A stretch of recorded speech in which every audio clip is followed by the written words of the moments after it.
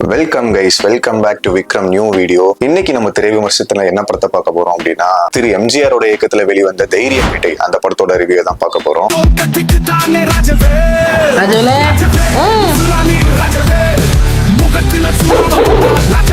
பொதுவா சினிமா துறைன்னு எடுத்துக்கிட்டாலே தன்னோட கால் தடத்தை பதிக்கிறதுன்றது ரொம்பவே கஷ்டம். அதுவும் இந்த இண்டஸ்ட்ரியில குறிப்பா நிறைய நெப்போட்டிசம் மாதிரி இருக்கும். அதை தாண்டி தமிழ் சினிமால பார்த்தோம் அப்படின்னா, புது இயக்குனர்கள், முதல் படம் இயக்க போற புது இயக்குனர்களுக்கு ப்ரொடியூசர் கிடைக்கிறது, தயாரிப்பாளர் கிடைக்கிறதே மிகப்பெரிய கஷ்டமா இருக்கும். அதெல்லாம் தாண்டி இவ்வளவு பெரிய நெப்போட்டிசம் இந்த தமிழ் சினிமால இருக்கும், ப்ரொடியூசர் கிடைக்கிறது ரொம்ப கஷ்டம்ன்றதெல்லாம் தாண்டி தன்னோட கதைக்கு, தன்னோட படத்துக்கு தானே தயாரிப்பாளரா இருந்து, தானே படத்தோட இயக்குனராகவும் இருந்து இப்படி ஒரு படத்தை வெளியிட்டு தான் பாத்தீங்கன்னா இயக்குனர் எம்ஜி ராஜவேலோட தைரிய வேட்டை.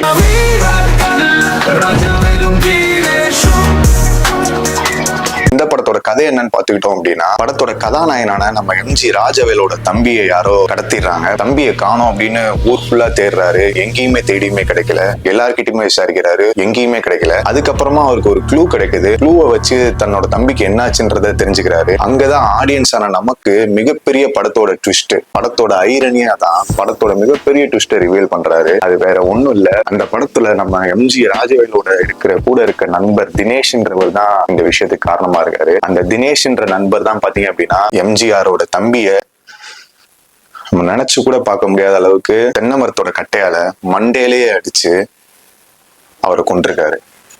எம்ஜிஆரோட தம்பிக்கு நடந்த அநீதிக்கு எம்ஜி ராஜவேலு தக்க பதிலடி கொடுத்தாரா இல்லையா, தம்பியோட சாவுக்கு நீதி கிடைச்சிச்சா இல்லையான்றதான் படத்தோட பேலன்ஸ் கதையே. எனக்கு இந்த படத்துல ரொம்ப பிடிச்ச விஷயம் என்னன்னு பாத்தீங்க அப்படின்னா, அந்த 2 சாங்ஸ்ல ஃபர்ஸ்ட் சாங் என்னன்னு பாத்தீங்க அப்படின்னா, எம்ஜி ராஜவேலுக்கும் நண்பர் தினேஷுக்கும் சேர்ந்த படத்தோட கதாபாத்திரத்துல இருக்கிறவங்க 2 பேருக்குமே சேர்த்த மாதிரி ஒரு சாங் வருது. அந்த சாங் எல்லாம் பாத்தீங்கன்னா தூக்கி சொருவிட்டாங்க.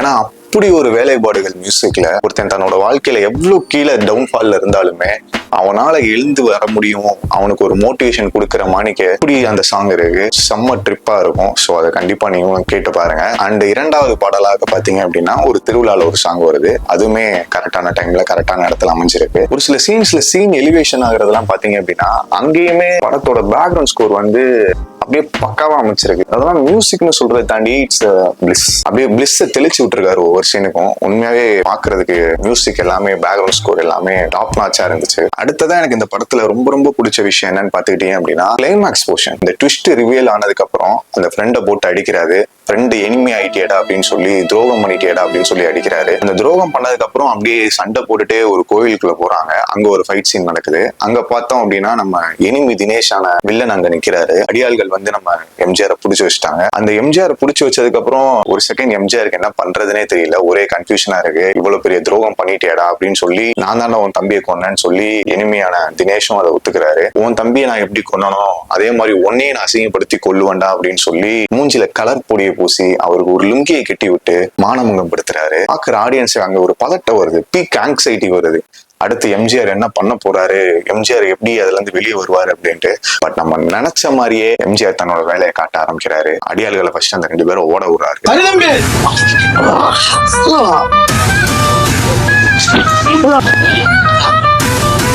அதுக்கப்புறம் தினேஷ் தனியா மாட்டிக்கிட்டாரு எம்ஜிஆர் கிட்ட. எம்ஜிஆர் அவர் அடிச்சு போட்டுட்டு, யாருக்குமே நீ பாவம்ன்றத உன் வாழ்க்கையில பண்ணிடாத, அப்படி அந்த பாவத்தை நீ பண்ணிட்ட அப்படின்னா அந்த பாவம் உனக்கு தான் சேரும் அப்படிங்கறத, அடுத்தவன பாவம் பண்ணாதான் அடுத்தவனுக்கு பாவம் பண்ணாதன்னு வாழ்க்கையோட மிகப்பெரிய தத்துவத்தை நமக்காக சொல்லிட்டு, இதாண்டா வாழ்க்கை, இதான வாழ்க்கை, நீ இந்த மாதிரி எந்த நண்பனுக்கும் இந்த மாதிரி துரோகத்தை நீ பண்ணக்கூடாது, அப்படி பண்ண அப்படின்னா உனக்கு இதுதான் கதி அப்படின்னு சொல்றாரு. அடுத்தவனுக்கு ஏதாவது பண்ணா அது உனக்கு தான் வரும். எவ்வளவு பெரிய விஷயத்த சிம்பிளா கடத்திறாரு. சொல்லிட்டு அப்படியே பின்னாடி திரும்பி இப்படி போறாரு. போயிட்டே இருக்கும் போது கேமராவும் அவர் பின்னாடியே போகுது. இவனும் ஸ்லோவா அப்படியே போறாரு. ஸ்லோவா போக போக ஒரு 2-3 செகண்ட்ஸ் கழிச்சு இப்படி திரும்பி பாக்குறாரு.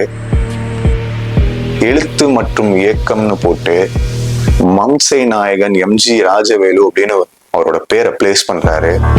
உம்மாலை தாண்டா சினிமா அப்படின்னு இருந்துச்சு. Peak peak peak.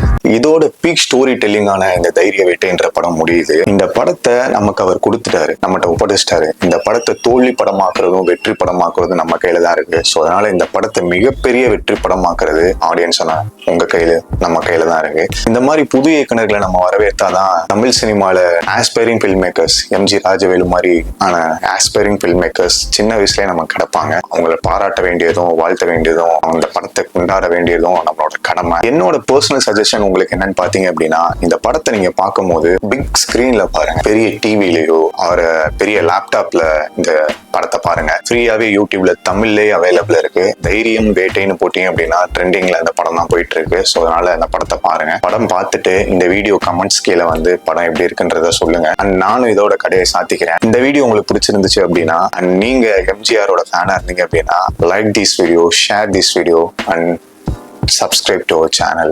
And நானும் உங்களை அடுத்த வீடியோல மீட் பண்றேன். Until then, bye from Vikram.